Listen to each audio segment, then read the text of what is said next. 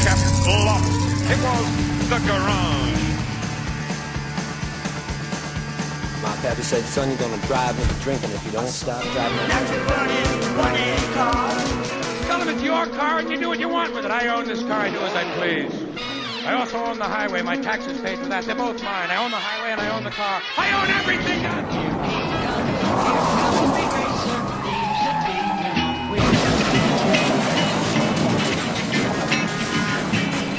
Big trouble. That's the rookie Suarez. Up and over Regan Smith. The big one. And into the trial.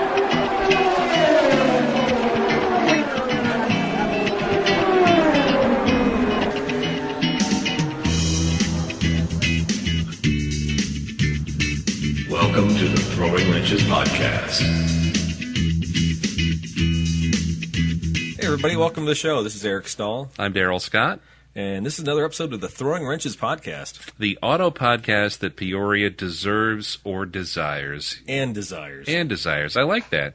We're gonna proudly represent the Peoria Podcast Alliance here.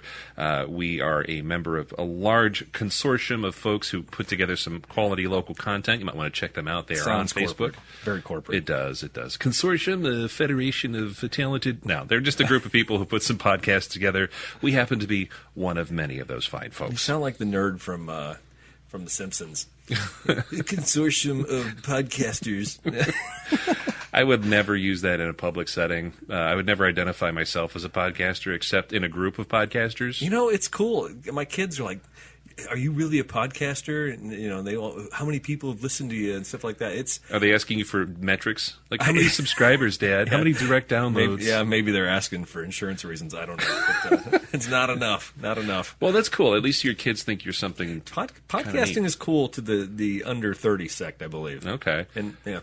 Well, that's good to know. I don't dabble in those circles because we don't have kids. But anybody at work, they're like, "Oh, how's your podcast going?" I'm like, "It's okay." You feel like they're being snotty to you? Maybe, but they're not. They're all cool people too because some of them are listening as well. All right, so that is the PeoriaPodcastAlliance.com, I believe, is what's going on there.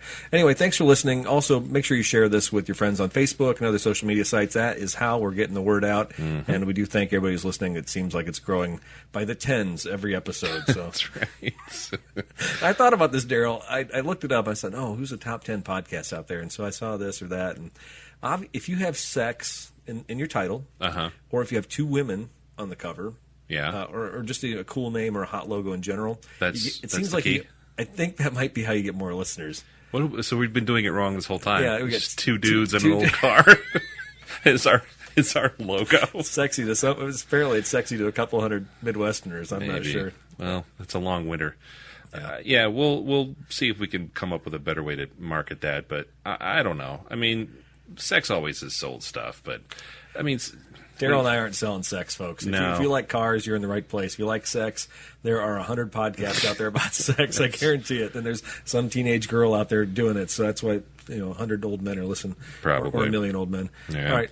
Also, getting back to the last couple shows, saw Matt at Cars and Coffee from Detail Peoria, and he was very gracious, still very nice about it.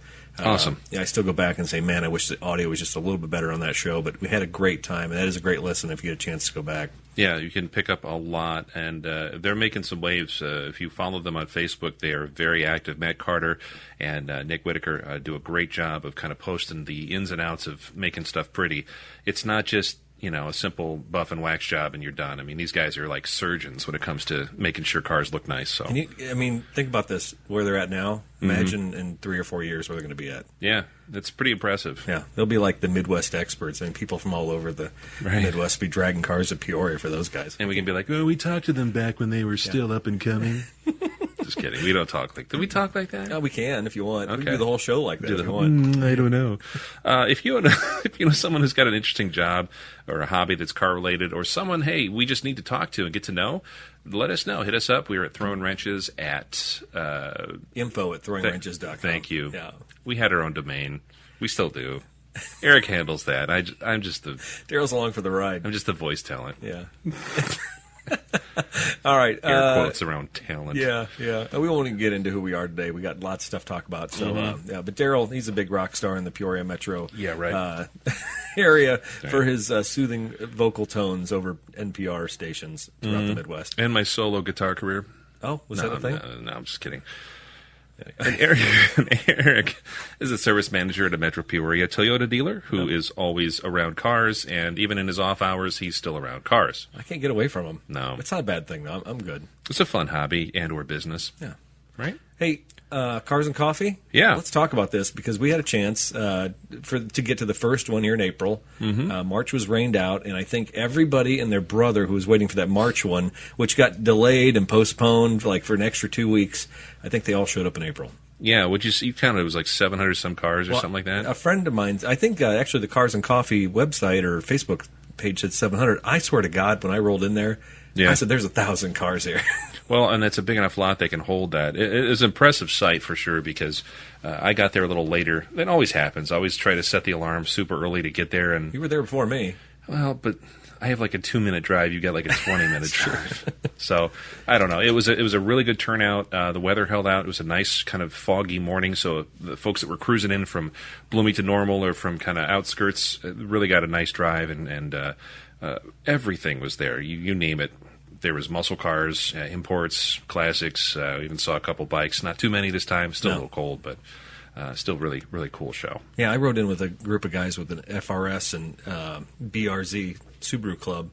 And we met at Obed's and Isaac's, and we got some great pictures against the Peoria skyline with the fog in the background. Oh, neat. It was neat, yeah. I didn't see those. I need to check that out.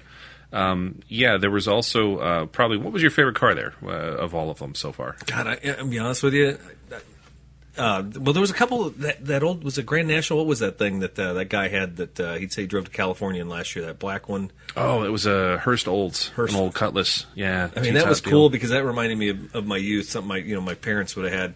Mm-hmm. Not that particular car, but that body style. Yeah. But honestly, Stork when he rolled up in that Alpha. That Alpha, what was it? 4C? I don't know. I don't know. I think it's a 4C. Yeah, a little small. When he told me he was getting an Alpha, I thought he was getting like a Miata, the Miata. Yeah, the newer clone. one. Yeah, I'm like, whatever. And then he shows up in that thing, and I'm like, oh, this is cool. That's a legit kind of mini supercar. Yeah. Mid-engine, very cool. And his license plate, I think, said like Mini Enzo or something. Little Enzo, but he used to have an Abarth. Oh, okay. And so he just kept that plate. I'm surprised he kept it because I would have thought after a year or so of not having the other car. But I think he took that Enzo plate and had on his Lexus in between, which that had to confuse people. Yeah, like, is his name really his name Enzo? Enzo, yeah. And is he little? Neither is the case.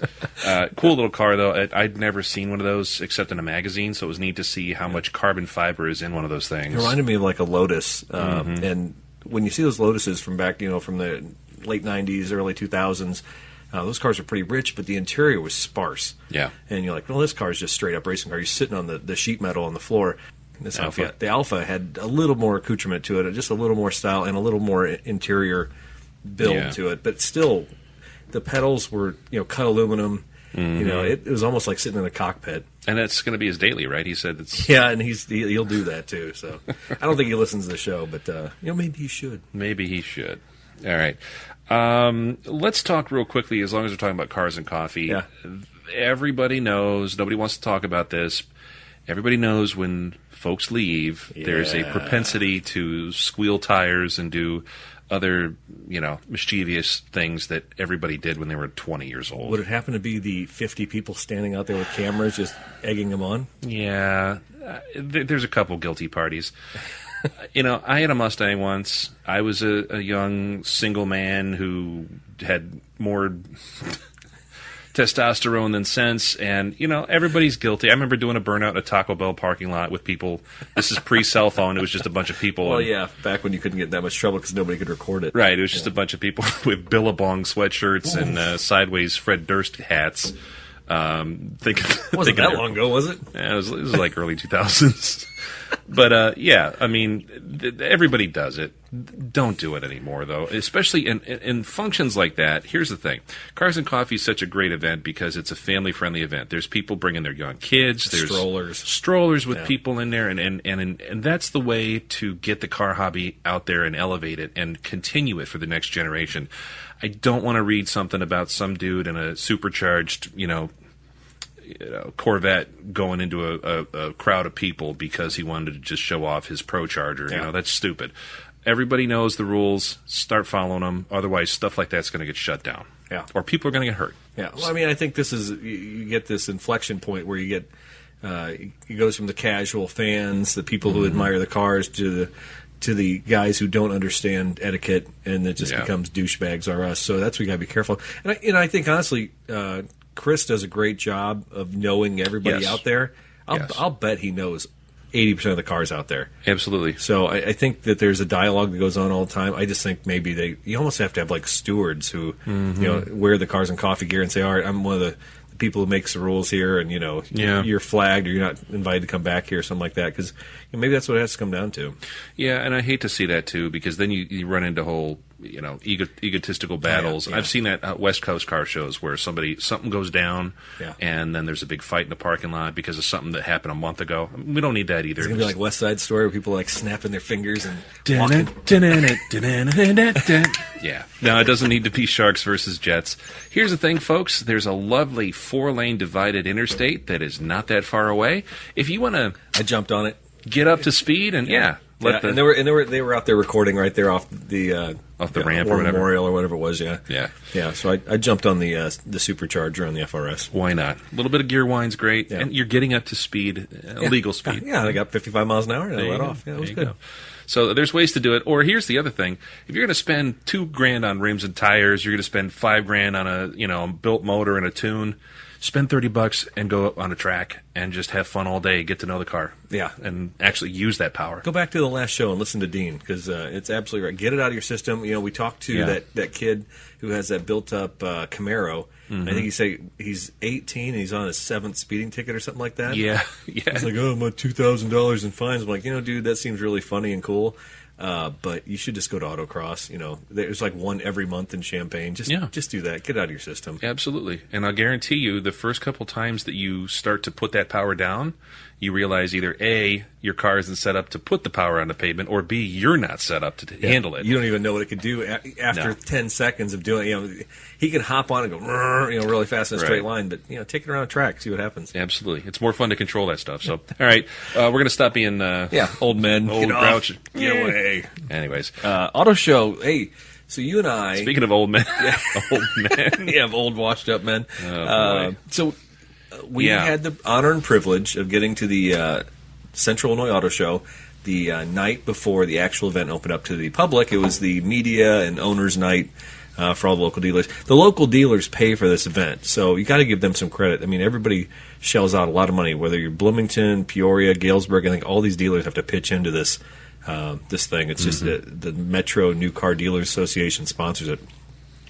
So they have this event the night before. There's food, there's beverage. Wasn't free beverage, but there was free food. So we ate a little bit. But they also have entertainment, Daryl. Do you remember the entertainment, Daryl? I certainly do. Have you repressed the entertainment, Daryl? I did kind of forget about it until we just met here tonight. I did remember watching him on ESPN. Roy Firestone. Yeah, I was thrilled. I'm like, I love Roy Firestone. Yeah. And so great interviewer back in the day. One of the best, actually. I listened to Mark Marin, and he does these long form podcasts where he interviews people, and they literally go on for 90 minutes. And I'm intrigued by that type of environment. And so Roy Firestone to me was like one of the originators of that format. Sure. Charlie Rose, as we sit at the Charlie Rose pre-rapey table here. Right. Yeah. So there was an art to it, and I think that Roy Firestone's definitely one of those guys because he dealt with sports figures. And the joke was he played that clip, Cuba Gooding Jr. crying from Show Me from Jerry Maguire. Jerry Maguire, yeah. Yeah, because that was the thing. I mean, these big, tough athletes never have these conversations where they talk about, where they came from, who supported them, who got them there. And so Firestone did a great job over the years doing that. So when we get there, I'm thinking, I'm sorry, I'm going to hog this up, Daryl. No, you're fine. Go for it. Yeah, Roy Firestone, I'm thinking, this guy has talked to everybody. And believe me, he let us all know that by the time the night was over. He talked to everybody. But I'm thinking, a guy who's talked to that many sports figures, and there's so much inspiration there, he should have some amazing stories. I'm thinking, how is he going to parlay his experience talking to all these famous celebrities and all these inspirational stories, and how is he going to focus that into the automotive business and talk to these local car dealers? And did he? I don't know, Daryl. What did he do? Well, there was an awful lot of impressions of people like Muhammad Ali and or Mike Tyson and or Akeem Olajuwon. There were a lot of, I'll just say, just bits that probably were funny at one point in time, 20 years ago. But they kind of fell on deaf ears of the audience because they were at a car show, and I think they were waiting to hear that tie-in, or at least maybe a highlight reel, like you were saying. Yeah, you know. Yeah, no, he basically here was my problem with it. I'm not gonna hold back here. Every imitation he did was of a black athlete. Yeah. Tyson, Shaq, Hakeem, Muhammad Ali. He did do Howard Cosell. There was a Cosell. And I think he did Frank Sinatra at He one did point. Frank Sinatra, and I think he did one of the Gibb brothers, probably Barry Gibb. Yeah. There were some But Bee then Gees who in did there. he sing as the guy, I don't know, one of those older... Tony Bennett? No, he didn't do Tony Bennett. He did somebody else. God, I don't know, anyway, I'm not going to stifle the show for this. But anyway, I mean, it was so tone deaf as far as where we're at in society. And I'm not talking about the way he was singing. I'm talking about nearly blackface, the way he was imitating all these black athletes and stuff. You know, when he did Shaq, I'm like, all right, this is funny. But then when he went on to go do Barkley, Barkley, yeah, and Shaq, or not Shaq, but Tyson. When he went to Tyson, I'm like, dude, everybody can do a Tyson imitation. Right. Everybody. So I don't need to hear your version of Mike Tyson. And he did it, and it just never stopped. And it was really disappointing to me. You know, you're selling books, so I'm like, dude, if this is where you're at in your life, I'm sorry for that. I just expected a little more. Yeah, I get what you're saying, and I also, I mean, I remember sitting in the back of the room watching that go down and kind of thinking, where does he talk about cars, or at least local business or something like that? You know, that's the interesting thing about folks who have a awesome either broadcast career, show business career of sorts. And then they come back and kind of parlay that into, like, the second career. It's interesting to see who can pull that off and who kind of struggles. Yeah. And he's definitely, you can tell, a performer. He liked to sing. And actually, if he sang straight ahead, he probably had a really good voice. I would say there's probably some talent there. So, yeah, he probably repressed that talent for years doing his gig on ESPN, maybe. Sure.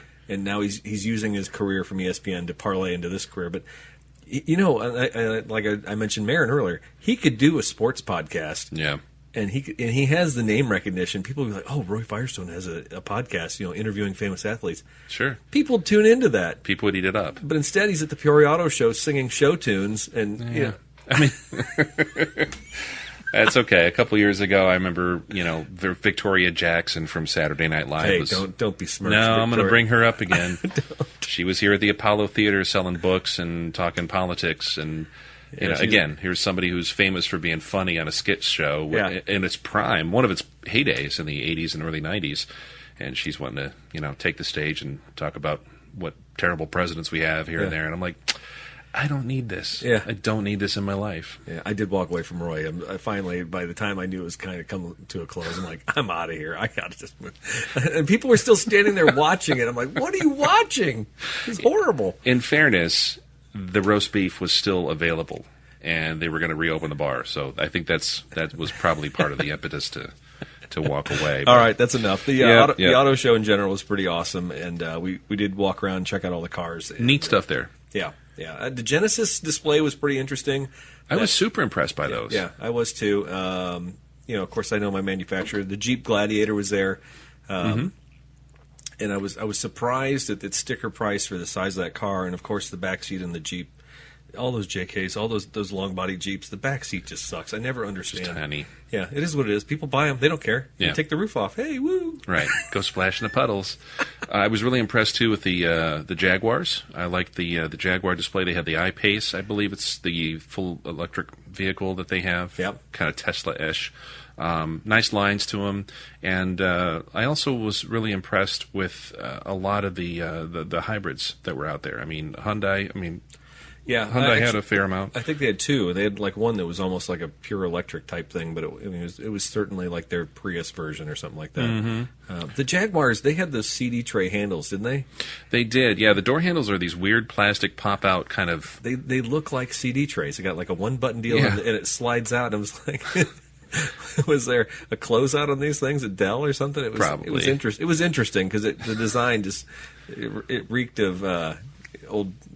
desktop PCs. Anyway. Well, and a friend of the show, Regan, was also in attendance with us, so we got to looking at those, and we're thinking, oh, this will be nice in the middle of winter time here in the Midwest. Right out, yeah. Plastic door handles. Awesome. Well, there's an aftermarket for Tesla handles for this very reason. No kidding. Oh yeah, you can Google it. There's people that all they do is just drive around. They fix Tesla door handles. Wow, it's a problem. I mean, it looks cool to have these handles come out. Is it for wind resistance? They tuck them in so they're flush. With Elon, I think it's because he can, right? Yeah, maybe everything's because he can. I guess.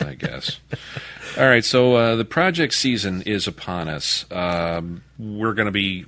I don't know. It snowed the other day. Now it's 79. Easter is around the corner, so snow's done, right? Snow should be done. So that also means that it's also time to start getting outside, start working on projects that we've been kind of sitting on all winter. What do you got working here on the farm? You drove up the farm driveway, and I think number one project is to fix the potholes. I can't drive. That bad? Oh, my God. I drove that FRS home last weekend. Well, yeah. I had to drive down the neighbor's driveway. I have this little side slip where I can drive over to my neighbor's paved driveway, and I did that every time I drove that FRS up here. Ground clearance is a little different than the other vehicles in your stable. Yeah. And other than that, I don't have a whole lot going on. Organizing the group trip for the dealership, and that's just I got to get down and dirty on that and make that happen. It's just a lot of cats to herd. Is this the one out to Ouray? No, this is the one just down to Tennessee in May. So I'm down to about a month to get that thing handled. So gotcha. So that's pressing, and I anyway, we'll get into that. The one thing I did do this week is my spark plugs were flooded out of my four-wheeler. Oh, and of course it's a run it through water or something. Yeah, I think they flood out because my carburetor was jacked up. I used some carburetor spray, let it soak, and then all of a sudden it just keeps choking itself out. So I pulled the plugs out. They're a weird size, so I couldn't go to Farm and Fleet and say, unless I had the plug in my hand. Yeah. So I tried to clean them up, and that didn't really work. And I finally just took the Dremel out with the abrasive bit, and I just scoured a new surface on the tops of the plugs. Get you something to make an arc. Yeah, and I nibbled on the element, the diode. And, man, that sucker starts right up. I don't know how long it's going to run, but... Well, do you ever see those things at Harbor Freight? It's one of those, coupon items. You get the coupons mailed to you. It's the, spark plug cleaner you hook up to an air compressor. No, I haven't seen that. It's like you put a little bit of sand, like sandblaster sand, which never seems like a good idea. But, yeah, you put it in line, and you screw your plug in there, and it blasts it. I should get one of those, yeah. Yeah, it's like $3 or something. Okay, it's better than the Dremel where I, ate off the surface of it. It doesn't matter. It's a four-wheeler. Who cares? If it gets me through a season, I'll just throw some new plugs in it. But those plugs are expensive nowadays. It's like $12 a plug for these stupid, weird shaped, Are they the big, 16, fatty, weird, like the insulator's super long on them, or what? No, they're a stubby end on them, but super wide. So anyway, what kind of four-wheeler? It's just a generic Home Depot version, but it's got a Subaru motor in it, 2-cylinder. Oh wow! So it's fun. Yeah, gets the job done. Yeah, that's all I got. That's enough, right? Yeah, you'll keep busy because I know you got enough vehicles and things going on here. You'll be working on something again soon. On my neck of the woods, which is not a farm, but equally as flooded with a bad road, with as many cars. Yeah, lots of projects. I took the 47 Chevy out, not to Cars and Coffee, but that night there was a cruise-in at Metro Center at the 50s Diner. So I'm like, I haven't had this out. So aired up the tires, kind of just cleaned it up a little bit, took the 47 Fleet Line out, and on the way home, I thought I heard some noise last year, in the fall when I was driving it. I'm like, maybe the brakes are sticking or something in the back. No big deal. I'll deal with that later. Totally forgot about it all winter. Oh, yeah, of course. On the way home. Sometimes they get better if you leave them alone. Yeah, well, in this case, it did not. So it's starting to make a noise, and I'm either thinking it's a piece of brake hardware that is hung up. I'm hoping it's not rear axle, like a bearing or something like that, because this is a torque tube axle. So the drive shaft is all enclosed, and it's a pain to get at to service. Oh, my God. So I can deal with it, but if I have to do bearings, I'm going to pull the whole torque tube out and redo the whole thing. Four-wheel drums? Four-wheel drums, and they are not Bendix. They're the predecessor, they're called Huck brakes. So they're basically the same brakes from the mid-'30s when they came out with hydraulic brakes in GM cars. Yeah. Up until 49 or 50 is, I think, when they switched to more of traditional drum style. These things are they're god-awful. They're terrible. But everything's been gone through. The brake system is all new in it, so it shouldn't be an issue, but who knows? I'm I won't admit this, but I've also left the e-brake on a few times while driving the thing. Well, that's like a self-adjuster, right? No. No? Okay. No. Now, last time I think I left it on too long. I Stuff pull was in smoking. cars all the time. People have the e-brake on, and I'm like, man, this car's really boggy. I look down the e-brakes, I'm like, who parks their car in front of the dealership with the e-brake on? It's an automatic, for God's sake. I know. People do it. I know. All right, with that, we move on to our first section of the show. Actually, maybe the third or fourth section, but this is the next section called Headlines. And Daryl's got some international headlines. Actually, a really cool story here, Daryl. What do you got? Yeah, in India, the collector car hobby is kind of like in the United States. It's suffering a little bit of decline, a little lack of interest, and that's just a generational thing. Back in the day, there were a lot of folks in India, mostly the well-to-do, obviously, that had a toy or project. In India, the big cars to have are the classic Jaguars, Rollses, Aston Martins, things like that. But there's also a huge market for collector cars from all over the world. And much like here in the States, that audience is graying. A lot of the boomers and folks who are older generations are kind of dying out, and the younger folks aren't really embracing the hobby. So they actually had a symposium, the Federation of Historical Vehicles of India, which really sounds awesome, by the way, to have a federation that's just devoted to that. Yeah.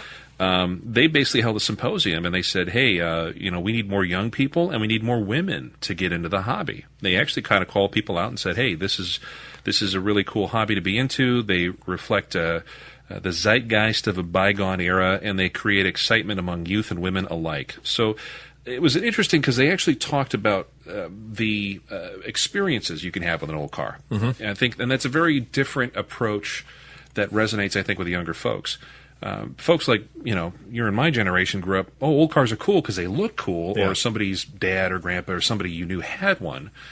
But if you didn't have that direct relationship with it, it was just something cool that you liked because you saw it sitting in a museum somewhere. Yeah. Or you saw it at a show. But it was also one of those things where you don't touch, don't do this, don't do that, you can't drive it. Kids today, if they can't touch, taste, feel, do something, experience it. Stimulate it. Yeah, they don't care. Yeah. And I understand that to a point. So in India, I think it was kind of a neat thing to at least call that into question. It's really neat. I think the thing that's astounding to me, though, because when I think about India, I think we got 4 billion people running around India, something like that. And I don't think of cars when I think of India. You're right. And I mean, when you have that many people running around, surely there's going to be people who want to get in the hobby, but. What are the roads like in India? I mean, if they're anything like I see on the pictures of New Delhi, I mean, it's just got to be hideous and horrible. You wouldn't want to take a nice old car on those roads. Super crowded. Yeah, I mean, there's places too. I know there's different areas. I don't know India that well, but what is it? Most of the population isn't in the south. I think northern India is a completely different kind of thing. Yeah, they're at war all the time. Well, there's that too. But I know cuisine's different. And I knew a couple of professors, engineering professors that were from India, northern India, and they were first to point out, hey, southern India, where you see, the mass transit just overloaded and the cities are just, super populated. That's a totally different animal. So I'd be curious to see. I don't know my geography that much. I'd love to see a video segment of this and just see what these people were doing at the symposium and what kind of cars they were looking at and stuff. I mean, was it the bullpen like the Chicago Auto Show where they have the classic Packards and stuff like that? I mean, do they just have a bunch of Aston Martins and Mercedes and stuff like that, tucked away and just want to pull them out and have people admire this stuff, or what? It'd be neat to kind of follow up on that. I know in the States, kind of in a similar vein, there's a museum in California, El Segundo, California, which reminds me of the was it Tribe Called Quest song, I Left My Wallet in El Segundo. Anyways, I never listened to them much, but I know who they are. Left my wallet. Anyways, the museum. We'll clip it in. We'll play it in there. It's called the Automobile Driving Museum, and they actually have a bunch of vehicles from different eras that are on, I believe they're on loan, and they actually every day will take little jaunts around the museum, and you can go in there with kids, family, significant other, whatever you want, and actually take a ride in a 37 Packard. Or next it's a week, driving museum. Correct. And you can say, oh, it's a 58 Cadillac Eldorado. That's a really cool car. Let's get in, let's go for a little 2-mile trip. Yeah. And we'll explain, the docents who own the vehicles will actually explain, hey, this car came out, this was designed by such and such, a recession year. I mean, they'll do a total history lesson while driving the car. That's cool. Yeah, and I've seen, if you look them up online, they got a really a big social media presence, and they actually put a lot of videos up there.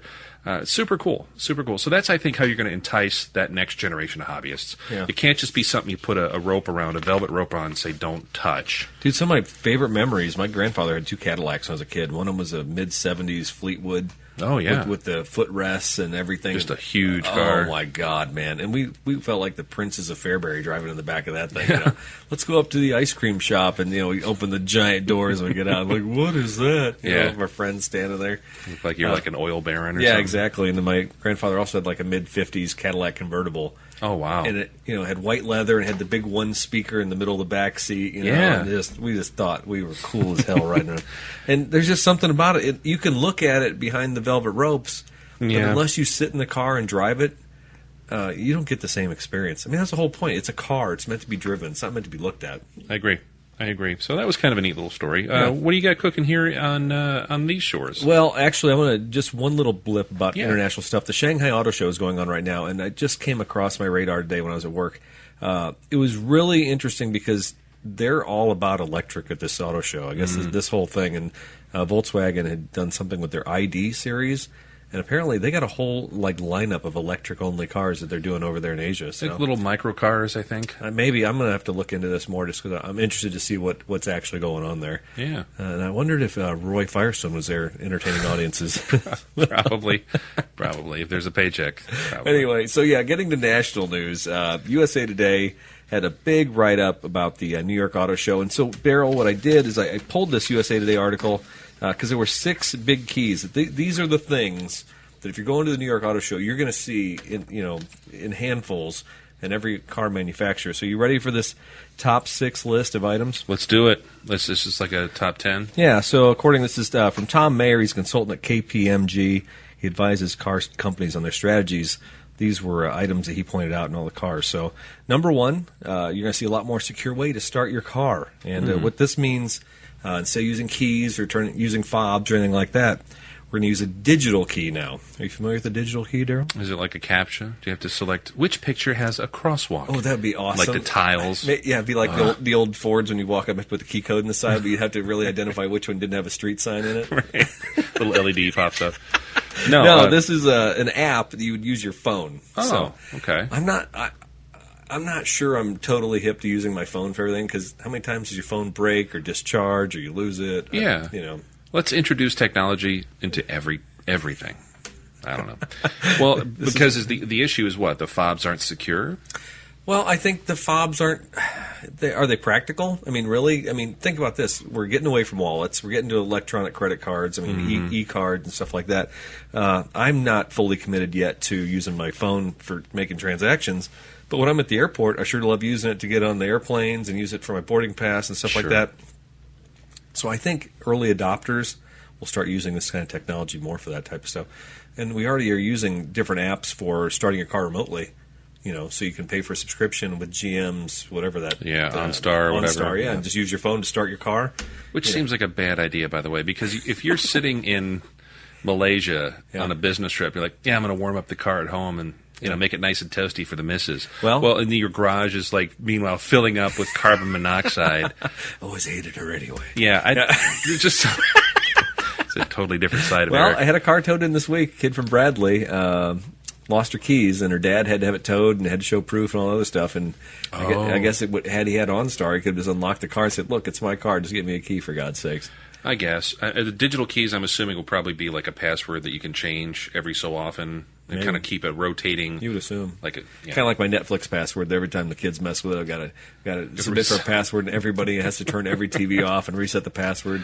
It sounds like fun. It'll be easier on your phone. Yeah. Anyway, number 2 on the list is in-car monitoring systems.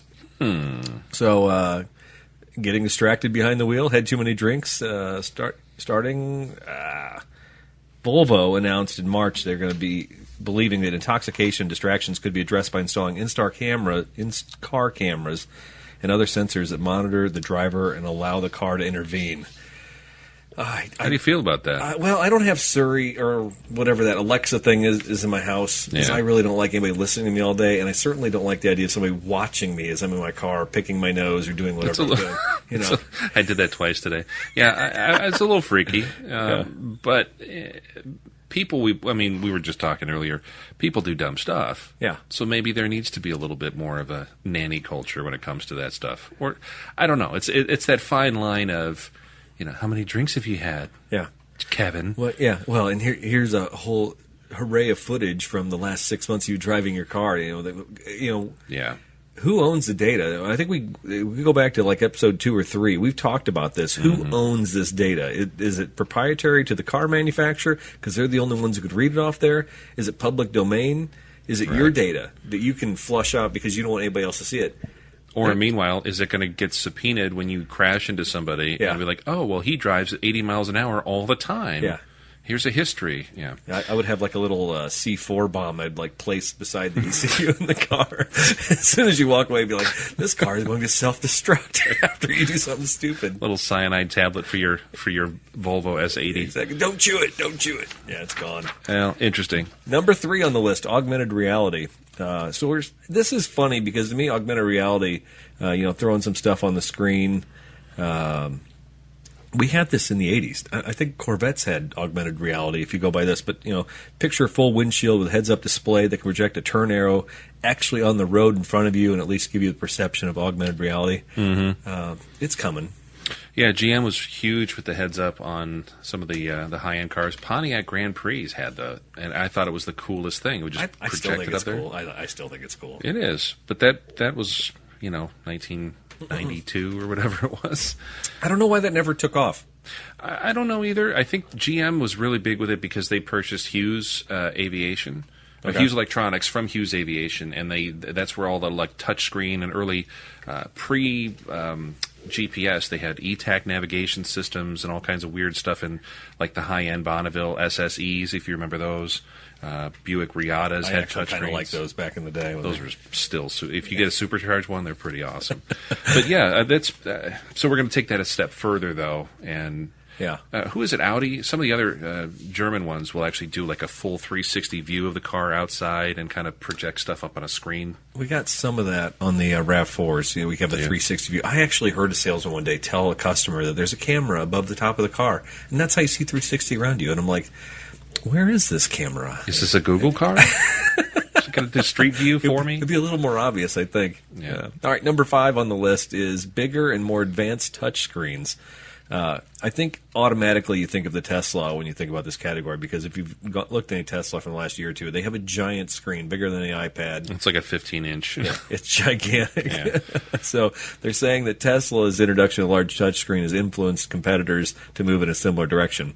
And we can also add voice technology such as Alexa, Google Assistant, and Apple Siri to help alleviate some of the safety issues that this giant touchscreen will maybe cause a distraction. The one thing that was interesting about that segment of this article was there's no feel. The one thing when you look down and you're driving a car and you want to like raise the volume, or not even the volume of the radio, but say you want to raise the amount of air coming out of the blower or the temperature or something like that. There's no feedback because you're not feeling anything on the touch screen. So you actually physically have to look down.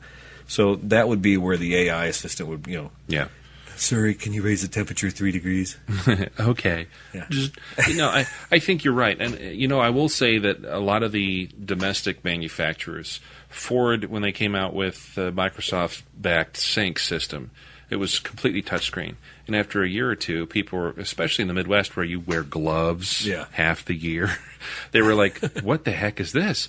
So they actually got a lot of feedback, and they've put barred buttons in. They said people want to have that tactile sense of, I just need a knob for the volume. You can make everything else touchscreen, but I need on-off volume. Yeah. And I want like my heat controls to be able to, I could function with gloves. And they actually took that back. So I think they're on 4 or 5 different versions of the Sync now. But that first one, I guess, was a train wreck because it was simply touchscreen. And then when things go out after a couple of years, $1,000, and it's not just controlling your stereo; it's HVAC, it's everything. Yeah, Lexus. The early Lexuses had the touchscreen for all the heating and cooling controls. Yeah, it was really a drag because as you're driving, you actually have to touch climate, hit the climate button, and then that climate screen come on there, and you'd have to like raise the volume of the fan speed and stuff like that. It's just like, come on. It'd be so much easier just to turn a knob, right? Yeah, it worked for a couple decades. I don't know what the problem was. I will also say, plug GM here again, in the 80s they had the CRT touchscreens. And I remember seeing an 87 or 88 Buick Riviera with a touchscreen, and a guy actually hit a deer, and a guy pulled over to make sure I was cool, and then he gave me a ride to the airport. Cool. Yeah, it's cool, man. And then we went to the airport in Moline, and but the whole time he's talking, he's blabbing about, I hit a deer once and blah blah blah blah blah, and the whole time I'm looking at this car, and it's a CRT touchscreen, and it's got a little animated fan. And it's all the HVAC controls. And I'm like, that's awesome. And then he wound up shutting the car off, and it was all ghosted because it was all burned into the monitor. It's like an LED TV that's been playing the Weather Channel for too long. Yeah. At the hotel bar. Yeah. It's been there. All right, so what else we got? Number 6 on the list, and the final entry, more driver assistance systems. Completely driverless cars don't need the safety driver and can operate in any environment, but they're still a long way off, perhaps decades, as Mayor suggested. Or are they? Question mark I had. This is going to be, kind of the big thing. We talk about autonomous vehicles. We talk about this on the show probably more than anything, but that is going to be probably a key. A lot of the cars I deal with now on a daily basis have the lane departure, and they have the automatic braking and stuff like that. So you're going to see that on more and more cars, and it goes back to the cameras, But also, I did not know this, that most American manufacturers are making automatic emergency braking standard on every car by 22. It's inevitable. We complain about airbags, ABS, backup cameras, tire pressure monitors. These are all the little things. But then we also complain that the average price of a car is too much for the average consumer to buy. So where's the double-edged sword? How do we handle this? All those technologies, though, I'll say that you rattled off, airbags, things like that, anti-lock brakes, those are things that still required you to use them or were part of like a passive safety system. This will stop your car. Yeah. And I can just see so many instances. That's one of the things that scares me about some of the newer cars with that built-in automatic braking. What happens if, a plastic bag jumps out or something, and then you're going from... Have you driven anything with one of these? No. Oh, I got to tell you, man. So I had a Sienna van that I was driving to Thanksgiving last year, and we drive to Iowa. And, when you normally try and pass somebody, especially if maybe you're doing something on the right-hand lane and you want to, let's get up real fast and move yeah, like two-lane country road. Well, you got to get around somebody or something like that. I was on a 4-lane interstate, and so I'm coming up on a semi in front of me, and there's a shot that I can get over to the left to get in front of this other guy. Well, my car automatically started braking as soon as I got too close to that semi, so all of a sudden I don't have control of the vehicle. Right. I don't know where I'm at now in perception to the vehicle that I was going to turn out in front of. It was really a startling moment where I'm like, I have no control right now. Yeah, you lose your head of steam, and then you're screwed. Yeah, and so, you've lost all momentum. The car is doing what it wants, and now you have to second-guess what you're doing, so... it's frightening. That's the thing that scares me. I'm all for technology that makes the vehicle safer. I don't like technology that takes you out of the equation. It's the same reason that I'm not a huge fan of the self-driving stuff or the self-parking stuff. People are like, I just got a new Mercedes, M-Series, whatever. It parks itself. Remember those cars? Maybe like a wheel popped out underneath, or the ones that have four-wheel steering, to get into parallel parking spots. Were parallel parking spots really that bad that we had to come up with technology for this stuff? I think there's some people that still don't know how to parallel park. Go downtown the Heights. Go anywhere where there's spots along this busy street and watch people. That's the most fun thing, the little outdoor cafes there in the Heights. Sitting out there in a restaurant just watching people park all night. Love it.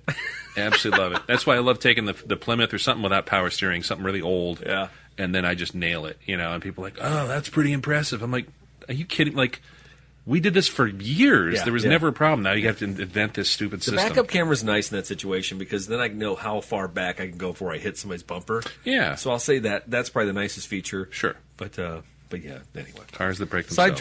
Sidetrack. Yeah, scary. Daryl, you have that's all the national news from the Auto Show, but you have something else here. What's up? Just a recap. Barrett Jackson, of course, anybody who follows rich people or collector car hobby of some sort, Barrett Jackson's the big auction. They have a series of auctions, but the big one is in Scottsdale, Arizona, and it's usually, I think, late January. And they put it on TV. It's become a huge deal. They have a couple in, I think, Las Vegas. I think they do one in Florida, stuff like that. So nice little couple of days where you can kind of gauge what's hot, what's not, what people are collecting, what's going for, big money or what's dropped in value. And just kind of following, talking about electric vehicles and kind of the changing of the guard, so to speak. Craig Jackson was interviewed on the Rob Report and said that he believes that now the internal combustion era is almost over. So what he's doing is he's buying up a whole bunch of high horsepower muscle cars and things like Shelby Mustangs. He's a longtime Mustang enthusiast, and Shelbys typically always break records out there, along with Ferraris. It's interesting to kind of see what goes, but also resto mods, besides like the the big supercars of the day, McLarens and things like that, and Koenigseggs and however you say it, Salines. But resto mods, people aren't into the period correct, every nut and bolt rotisserie restoration with matching numbers, muscle cars. They want something that looks cool, that looks like an old car, but they can also take out and drive like a new car and not have to worry about it. So, interesting kind of gauging of the hobby.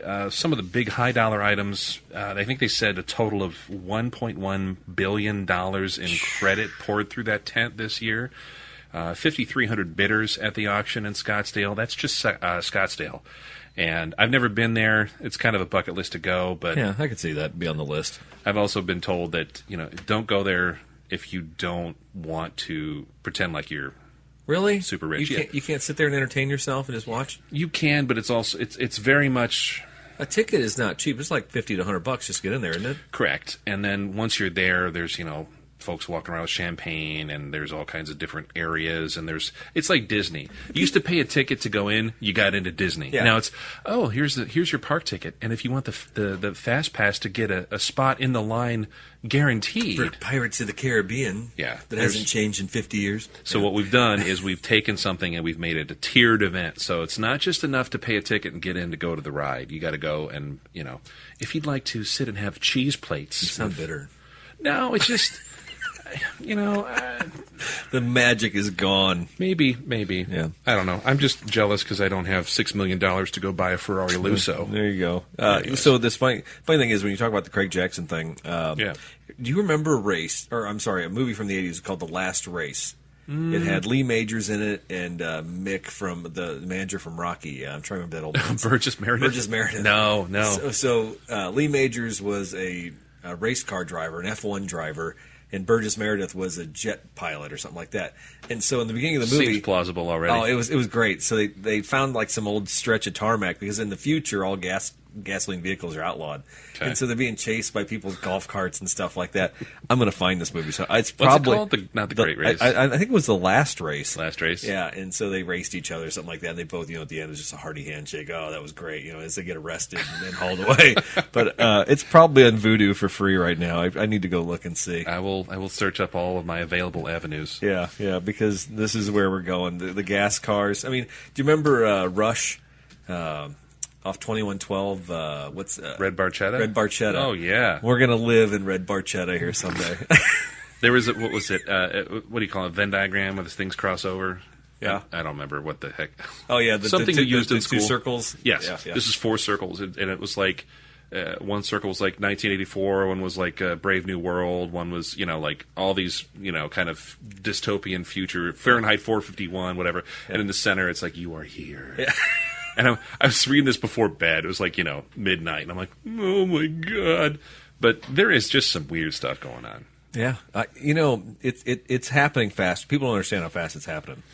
Speaking of people who do things fast, go to let's do other planets. Is it about that time? It is about that time. It's everybody's time for the favorite segment of the show, the Moment of Mars. Got a little gusto on that one. Beautiful reverb on that. Yeah. From CNN.com, this happened here on the 16th. In an interview with MIT researcher Lex Friedman, Musk claimed that Tesla is less than 2 years away from bringing fully autonomous vehicles to the market. Elon also said the company should be vastly ahead of others in the race, though he did play modest by adding that he could be wrong in his assessment. What does that get you? Put that in one hand and dog poop in the other. What do you got? But anyway, Tesla's autonomous vehicle technology is better than others, can be easily defeated. No. His belief that it is better than others can be easily defeated if we look at Waymo, Alphabet's self-driving project, Waymo's autonomous vehicles racked up 1.26 million miles on California roads last year. The self-driving system has been disengaged only once every 11,000 miles. Waymo has been developing self-driving cars for a decade and is the first to offer commercial ride-hailing service. That is your moment of Mars. You could be wrong in that assessment. I like the disclaimer there at the end. When does Elon ever say he could be wrong in his assessment? That's probably the first time we've ever heard him say that. That's the first, at least since we've been following on the moment of Musk. Have you ever followed him so much as when we've done the show? No, and it's made me hypersensitive. Anytime he's mentioned legitimately in the news for something, I'm just like, I just think of moment. I think of the echo. Waymo, by the way, that's the Google self-driving project, right? When they say it's been disengaged only once, is that like taken offline because it ran over a human being? Yeah, or? well, and so who had the car that ran over the person in like Arizona? Was that wasn't Waymo? That was Uber. That was the Uber one. Yeah. That's why they put them all in D.C. now to run over politicians. Hopefully, yeah. I think it was. I think that was in Scottsdale. I think it was in Arizona somewhere. Yeah. I could. So supposedly somebody sits in the passenger seat, kind of like this Uber a couple years ago. Yeah. And but nobody's sitting in the passenger seat for more than 5 minutes and staying awake in this situation. No, they're listening to like Van Halen's greatest hits, dude, which I've been listening to a lot lately. Oh yeah. I blame Joe Rogan for that. David Lee Roth was on there, and now I've got like David Lee Roth crazy going. I need to catch up on that. Yeah. Anyway. So interesting. We'll see. Autonomous cars, they're going to happen. Yeah. That's the sad part. There's no earthly way that we're going to get around that. No. And I keep having like mini meltdowns. Every time I hear a top of the hour news story, it's like, Google announced another self-driving accomplishment. A semi-truck has racked up 10,000 miles, or damn it. Yeah. And they're going to be electric. Yeah. I'm telling you, man, I was driving down 24 the other day, and I was just thinking about what's this landscape going to look like here in 10 years. Mm-hmm. It's going to be very different. It's going to be boring. It's going to be totally boring, which is why you need to get your kids involved in this stupid hobby. Or move to India so you can get in their car club, because it sounds really cool. No rules. Yeah. All right. Is it time to talk about things that kind of irritate us, gently annoy us? Yeah. Or... Do you want me to start, or you got something that's burning a hole in your craw? No, go for it. You're on a roll. Go for it. All right. So I had two things this week. One, we had to do a recall on somebody's car, and it requires us to remove the seats from the car in order to do some stuff. They had a mouse trap under there, and they never told anybody. I've had guns in cars and all kinds of crazy stuff in cars, but the mouse trap, was that a first? It was a first. I've heard of people doing it, but he literally, when he stuck his hand in there, he was like millimeters away from just getting snapped. That's pretty funny. That's gross. Did it have bait in it? It had like peanut butter or cheese in it or something? I think these things are self-baited or something, but anyway. Believe me, compared to some of the stuff I've seen in cars, a mouse trap is probably the cleanest thing that could be in there. I guess a mouse can. It was a newer car, right? Yeah. I guess a mouse can get in there. Oh, you have no idea. I know old cars. I'll start sharing some. One of my favorite things to do every week is to send Daryl videos and pictures of things we find in cars. And there's by the way, there's no setup to these. I just get them as a notification, and it's an image, and I open it up, and there's no explanation needed. I don't send any explanation. I don't say what kind of car it is, what we found. I say, look at this grotesqueness. Anyway, it's a half-eaten Culver's cheeseburger. Cool, from probably a couple years ago. It's funny. Happens. Anyway, so my riff zone issue of the week is theft. Accusations of theft. This has happened to me a couple times over the years. How dare you? Well, the customer's always right, Daryl, and I do believe, I live by that philosophy. If a customer comes in and says, we screwed something up, by God, I'm going to do everything I can to fix that. Sure. Now, obviously, it's just like a court of law. If I don't know who this customer is, and I feel like I'm getting scammed or whatever, I'm not going to pay as much attention. But I had a customer here just recently that she's been coming for 20 years to the store. Loyal customer. Yeah. Known her forever, and I've known her car forever. And she called me after she left the other day, and she goes, I had $50 in quarters in that car, and they're gone. And I'm not going to make a big deal out of it, but I'm just going to let you know somebody stole that money out of my car. Oh, boy. Well, so I do everything. I asked the ASM, I asked them, they know anything. They don't remember the money. Yeah. But I talked to the technician. Technician's like, I didn't steal any money out of this car. Well, then, I know the technician for a couple of years. I've known the customer for 20. I even watched the video, and there's at one point I watch a video, and I see him reach into the car and do something, and then put something in his pocket. Like, I think he took that money, but I don't know. So I'm like, I wrote him up. Because your shop, you got cameras. Yeah, I can see it. And that's the nice thing, too. You know, if somebody says, hey, you didn't rotate my tires, well, let's go to the cameras. I'll show you if we did or not. You know, sure. And sometimes we didn't. We overcharged somebody. We found out there was a reason. It was written down. They didn't do it, and the ASM didn't pick it up. Whatever. We're not perfect. But other times we say, hey, we did do it. And they're like, oh, okay. I have a good day, and then they drive I love off. the situation. So anyway, I wrote up that technician for stealing the money, and I didn't say you stole the money. I said, listen, the customer says you stole it. I don't know if you stole it or not, but it's missing, and I got to put it in your file because if something happens later on, we can track this. And I'm sorry, I'm not trying to be a douchebag. Yeah. And the employee's looking at me like, he's telling me, he's like, I did not take the money. Did not take the money. I'm like, I'm just documenting it. I'm not punishing you. I'm not putting anything, but it's going to be on your file. Yeah. That's all I'm telling you. Well, what really irritates me is when the customer calls back a week later and says, hey, I just want to let you know. Actually, I don't even know if she called me. She came in for something else, and we asked her, and she said, oh, I found that money. Seriously? Yeah. I'm like, really? You didn't think to tell us this? Oh, well, no, it was in my purse. I didn't realize it, blah, blah. And I'm like... You didn't realize the 10 pounds of quarters. Yeah. And I'm going to tell you what, man. There was no apology. There was no, I'm sorry I caused an inconvenience. I mean, you literally... Imagine if you're that technician, and again, me, I have to go through it, like, just the mental anguish. Oh, God. And I'm sorry I wrote the thing up. And this has happened to me before in the past with technicians. They will not let you live this down. You write them up for something like this, and they prove you wrong. I'm going to live with this for the next 10 years.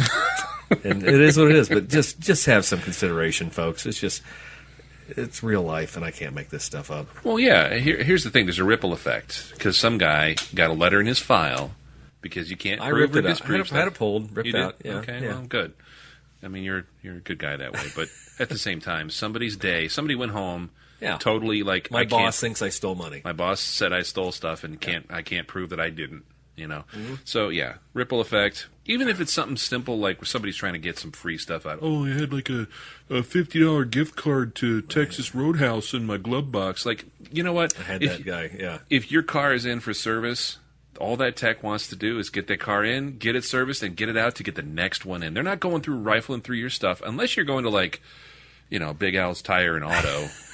Oh, no, there is a big place, a big raise. But anyway, no. Here's the other thing about that. I guess you and Daryl and I do a pre-show. We do a very thorough run-through of the stories, but we didn't talk about this part of it. We call it thorough vetting is what we call it. We do know if there's somebody in the shop that's suspicious or we think is stealing stuff, that person works there for about a week or two before we're on to their game. Yeah. Yeah, I have guys who've worked with me for 20 years, and believe me, when we get a shady guy in there and something's going on, that guy's fired usually within a month. Well, because everybody knows. Everybody knows. There's no secrets at a shop like that. It's a bunch of guys, and believe me, they'll let that person know. They might even run themselves out. So in all my years, I've only had one guy who was honestly stealing. Really? And he was so stupid, the iPod he stole out of the customer's car, he offered to sell to one of the other guys in the shop. I mean, that's how wah, wah. Yeah, so he was fired. I mean... But nobody. There's no. I could be wrong. I guess you could have a shop full of thieves somewhere, like a Pirate's Cove. Not anymore. you pull your boat into, and they pillage everything. But I don't think that's what's going on anymore. Avast, mateys! Let's search the Corolla for all the wares, all the gold and pearls in the cup holders. Yes, I was just dying to get that pirate imitation of Daryl. That was the whole point of the story. Thank you. Yeah. I don't know, man. I don't understand either. If I had $50 worth of quarters. First of all, I want to know what she was doing with those quarters. Maybe it's for the laundromat. Yeah, I don't know. Maybe it's for all the parking downtown. She does the parallel parking. I don't think so. She lives in Washington. She probably goes to the gambling casino and just drops quarters in there all day. Maybe. Yeah. I did have a guy call me this week. Goes, hey, did you find a gun in my car? I'm apologize if it's there. And I'm like, well, if we were doing some work on his in his trunk. I said, well, I don't know, but we had everything apart, and I went out back there. I'm like, dude, I just went through everything out there, and I don't see the gun. He's like, well, it was in a gray felt bag, blah, blah. I'm like, no, we looked again, don't see it. And he's like, well, I don't know where it's at. And I'm like, dude. That's frightening. You have more issues than me right now. I wish I didn't know this. I wish I didn't get this call. It's like Eric Stoltz in Pulp Fiction. Prank caller. Who is this? Prank caller. I don't know this. Oh, Daryl, what do you got? All right, I got stuff that irritates me, but we're going to stick to just mildly irritating things. Most of the auto places, I don't know if it's a state law, an EPA thing, or I think it is. Is it a state law? If they sell oil, most places will take the oil for recycling. And they got usually a big, I don't know how many hundreds or tens of gallons of safety clean dumpster thing in the back. Ours is 400 gallons. 400. Pretty good size. And they all have a little meter on there, a little valve that tells you how full the thing is. And I always go to one particular auto parts store in the Heights. I won't name the brand. I don't care anymore. It's O'Reilly's. Anyways. It rhymes with O'Filey's. Oh, yeah. And they're great. I usually don't have any problems there. But a couple times I've gone and with used oil, and it's always like, hey, what can I do for you? And I always got, gallon jugs and stuff. I'm like, oh. As soon as they see me walk in, it's like, And I know that's like not one of the highlights of their job, especially if I'm not buying anything. But here's the thing. I bought oil and a filter, and usually I've been in there buying other stuff. So the transaction's already been made. I'm just trying to dump off the used oil so I don't dump it down a storm drain or do stupid stuff like people did for years. My old boss used to talk about how his dad used to change oil up on the farm. He'd go up to his parents' farm or whatever up in Michigan and just let it go and drain it on the oil on the gravel road. The gravel, to keep yeah, the man. dust out. That's how you keep. Well, that's how you keep the weeds out of there too. And he's like, yeah, we did that for years. And there's spots in my yard that won't grow because of similar behavior. No wonder everybody's got problems with their probably burned that thing for a year. Thyroid cancer. But, so I'm trying to do the responsible thing, take the oil back and get recycled. And so I go there, and, like, the 4 guys who tried to help me with the starter, to hook up that thing to the tester, they're like, I think we're full. I think it's full. So one kid goes back there, he checks it, and he comes back. He's like, yeah, we're at 3/4 full, so we can't accept any more. I was like, three quarters? Maybe they have a gallon tank, Daryl. Maybe. I'm like, well, okay. He goes, you can go to the store on University. Okay, cool. Not that, it's like 2 minutes. Okay. It was a nice sunny day. I'm like, yeah, I'll just do it. So I run up there. I got 2-gallon jugs full of oil. Change the car oil in both the daily drivers. And I get up to the store on University. Same thing. Hey, welcome to O'Reilly. Can I help you? Oh, used oil. It's in the back. I'll show you where it is. And the used oil, for those who don't have to deal, this is the crap my dad always gives me. He's like, why do you do it? Just take it somewhere and get it done. It's not that much more. You don't have to deal with this stupid stuff. Yeah. I'm like, no, save so much money. It's really not that much different. But I take the stuff out back. We charge $14 in labor. So really? Yeah. That's not bad. Of course, I could buy a couple Taco Bell tacos with that. Anyways, so I take it or back. Or a good Chipotle. Or, one burrito from there. And so I take it back. And for those who don't know, they fill out a log, and it's probably to keep track of who's coming. And if you have somebody who's dumping like 10 gallons of oil, they cut you off. I think it's like, I think you can do up to 5 gallons in a month or something like that. Or they want to keep me from like dumping excessive amounts, Right. I couldn't just walk in there with 500 gallons and say, I need to dispose of this. Yeah, I'm running a repair shop in my garage. Yeah. I'm going to take all this stuff here. So they make you fill out this thing, this little log, and it's no big deal. So as I'm dumping them, the guy's like, fill out this log. You got to put your name and all that. I'm like, yeah, cool, I got it. And the boss says, you got to take your jugs. We can't throw your jugs out here. We're not allowed to, so you got to take them home with you. And I looked at him and I said, I'm taking them home with me. Yeah. And I said, and by the way, I was sent here from another store because your other guys don't know what 3/4 full and full means. Oh, well, I just work here and I don't care. I'm not trying to be a total jerk, but it's like... you're coming off very insensitive. I am. Is it just a speech impediment that bothered you? Or no, that's me. That's my Jim Gaffigan. But here's the thing. If you sell oil and you take used oil, take used oil. Yeah. Don't throw up a bunch of roadblocks. Don't be like, oh, you can only drop it off at 2 o'clock when the bells ring. I got one guy at the one in the Heights who saw me coming with oil one time on a Sunday and turned the lights off and closed the door. No way. They closed at 8 o'clock on Sunday. This was like 7:53. The guy closed and locked up so he didn't have to deal with me. All I'm saying is you got to step up the game here, O'Reilly's. Take that oil. Otherwise... I'll just leave it on a box and a doorstep or something. Like at the firehouse? We're going to edit all this out. No, this is so bad. Do you want to know the dirty little secret, the insider secret on used oil, Daryl? I do. We get paid for that stuff. What? Yeah, we actually make money. It's a money maker. You're serious? It's not as much as it used to be. When gas gets up to like $4 a gallon, yeah, there was a time where we were almost getting paid $1 a gallon.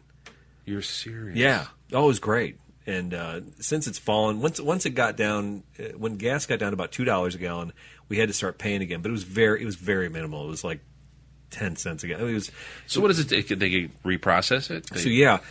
In Central Illinois, there's a couple companies come through. Safety Clean's one of them, and there's RS Services, and the one I use, I can't remember their name. Burger King?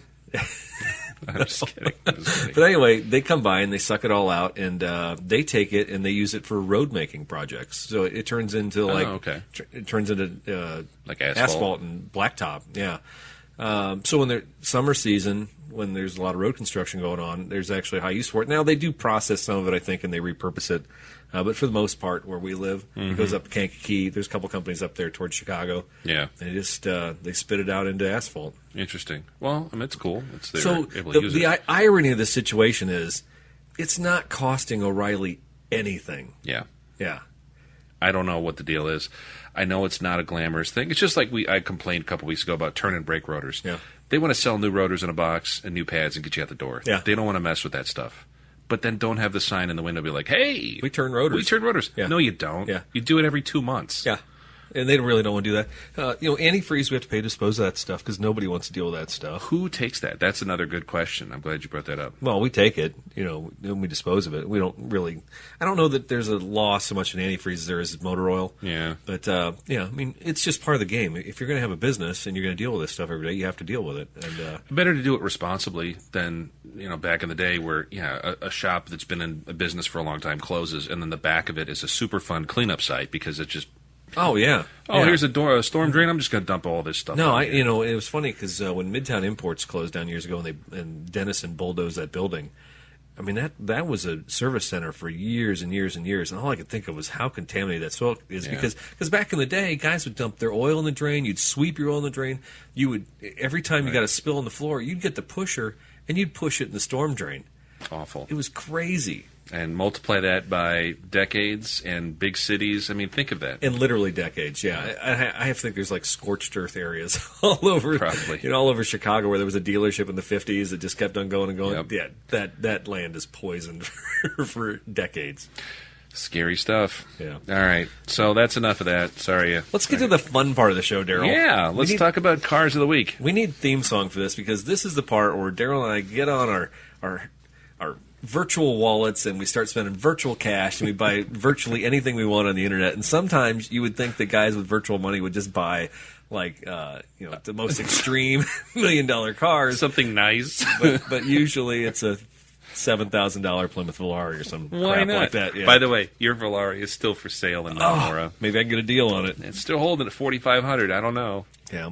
All right. So my car of the week this week, coming to me from Facebook Marketplace in Armington, Illinois, is a 1978 Mercedes-Benz SL. The SL is the cute little coupe that we were talking about this earlier. It has a 20-year body style. It's got a black top, nice looking paint, and this German heavy steel, which I'm familiar with from owning Benzes in my lifetime. I can just imagine that door just makes that nice thunk noise. Oh yeah, and like a bank vault. And that seat probably has those German springs under it that kind of like spring up and down as you hit bumps. Nice. And this tall sidewall, probably, I would guess, 70 profile tires? Yeah, they had big tires. The body on those, too, real thin body, and then the high glass, high roof line, which I always liked on the German stuff, because you can actually see out of them. Yeah, just I don't know. I mean, you call it like a Beverly Hills Cruiser or something like that from back in the day. I mean, maybe in Dallas or something as a kid watching TV. Love these cars. So it's got 87,000 miles, and he's I didn't put the price on there, but I think he was asking $7,000. That's not bad. I think if you had the skill level where you can kind of work on some stuff yourself, I think a car like this you could own the rest of your life. I agree. I think they're built super well, and these aren't as complicated as some of the bigger, like the S-Series sedans and stuff. It's got power windows and all that stuff, but really, I mean, we're talking about a small car here. There's not a lot of fuel controls and all kinds of weird stuff going on there. I'm sure there's zero ABS or traction control or anything like that, so yeah. a fun car. Yeah, absolutely. And these had, I think you could get a 6. I think it was like a 350, the 3.5, and then I think they had a 450 or 460, something like that, little V8 in them. Yeah. And is the SL, I would think is the SL, this is probably the smaller, the 6-cylinder, but I don't know, the snout is the same size in these things, you can't tell. The thing is, this car isn't made for driving. This car is just made for styling and cruising around, just tooling around town, kind of like I was talking about grandparents' Cadillac going up the ice cream place, just enjoying a drive. And especially on something like this where the ride doesn't beat you up. I'm all for sports cars. I think it'd be fun to have a little roadster. But the older I get, I just want a convertible that I can just enjoy. Dude, 50 miles an hour with your arm hanging out the window with the top down. Oh, yeah. Got the wife and the dog in there. That's right. It's all good. Maybe architectural plans for your custom designer home. But if I had a dog, I'd have the dog in the car. Why not? Why not? What do you got, Daryl? You break out the virtual checkbook, the Bitcoin. What are you spending? Yeah, I'm spending about $16,000 on a 2010. You crazy man. Crazy, I know. Man. Big spender. 2010 Range Rover HSE, which is it's what they call the L322 platform. 2002 to 2012, they made these things, and they kind of harken back to the original Range Rover body style with just a really cool solid angle, kind of front and back, and then that cool. What do you call it? Like a tapered back end? Yeah, in the four-wheeling community, we call it the inclination angle as far as what you can approach and stuff like that. Okay. Approach angle. And the rear end of these always had a huge approach angle, which was amazing. Yeah. For all those times you're going to scale something in the Target parking lot. Or Neiman Marcus, but well, not maybe your wife, Daryl. But well, it's funny you say that. She actually loves Land Rovers and Range Rovers. She's wanted one for years. She likes the old Discoveries, which I think were cool when they came out. I would not want to mess with one now. I still think that these things are a bargain. Right now, the L322s are going for anything around 70 to 100,000 miles. You can pick one up for about $20,000, a nice clean one. Stupid money, because this is the Premier. I mean, this is the top of the line, right? The top of the line was an SC or a Vogue, which was but this body style, this was the top of the line of them. Yeah, correct. Yeah, there was like the Freelander, which was the small one, and then we never speak of the Freelander on the show. There's like Discovery, there's the Defender, which they made for a while and then stopped, and then I think there's this guy. And they just are loaded. Like the inside looks like a pair of designer handbags. I mean, it's just the interior fit and finish is beautiful. Louis Vuitton edition? Absolutely. There's heated and cooled front and rear seats. I mean, this thing's just loaded with all kinds of air suspension. The thing can kneel, and then I think there's 5 different height settings. It's awesome. Yeah. Little V8. The supercharged ones make 510 horsepower. But no way. Seriously? 510, yeah, on the 5-liter. God. I know. Jeremy Clarkson had one of those. If you watched Top Gear back in the day, he had some limited edition one that he loved, and he actually went out and bought one. And he said it was one of his favorite cars, one of the best-built cars. Now, the thing that scares me is they topped out at about 80 to 100,000 when they were new. Yeah. And they still go for that. The Range Rovers are crazy. Yeah. I was looking at them. I think they started like 96. They were at the Auto Show, weren't they? They were. They had some really sharp ones there. I took some pictures. But here's the thing. They lose their value so quickly that it's scary. And it's almost to a point where, is it because nobody wants to put the money in when a repair goes, the repairs costs are just crazy, or it's just they just don't have a resale value? Because I can pick one of these up for about the same price as like a comparable year RAV4 or CRV or something like that. Yeah, I guess CRV. That's the scary part, yeah.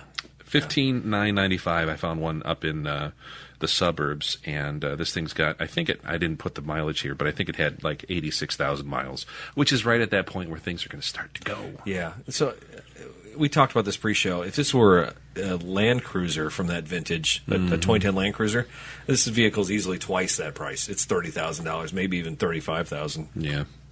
I have a friend of mine. He's a service manager at a Mercedes store, and he tells all of his friends to lease. Yeah. He says, do not own these cars. Lease them for the first 3 years, and let somebody else deal with the BS on them, because ultimately, expenses will kill you. It's not going to be a motor that's going to blow out on this thing.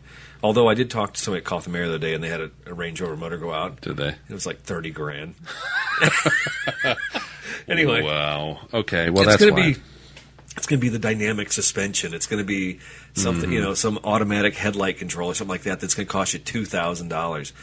We had a BMW X5 the other day that had to go in the shop, and the spare tire ECU went out.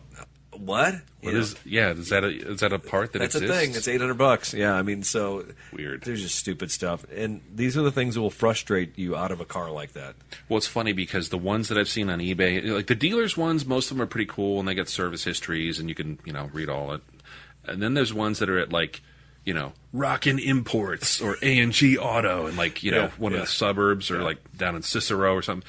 And all of them have pictures of the dash, but not the cluster, because I guarantee you every light is on. One of them was like, it says... check engine light, it's standard equipment. Oh, one of them, it was so funny because it's got a big cluster with all the big display, and it says like, check all tire pressures. And then there's like 3 other lights that didn't even, look like hieroglyphics. I'm like, yeah, maybe that'll be a dream that I'll never fulfill. Yeah. Now there's a video series I watch on YouTube. It's Mountain State Overland. It's a bunch of guys out in Vermont, and they go wheeling. It's a lot of Toyota guys, but there is one guy who cruises with one of these older style Range Rover, Land Rovers. Yeah.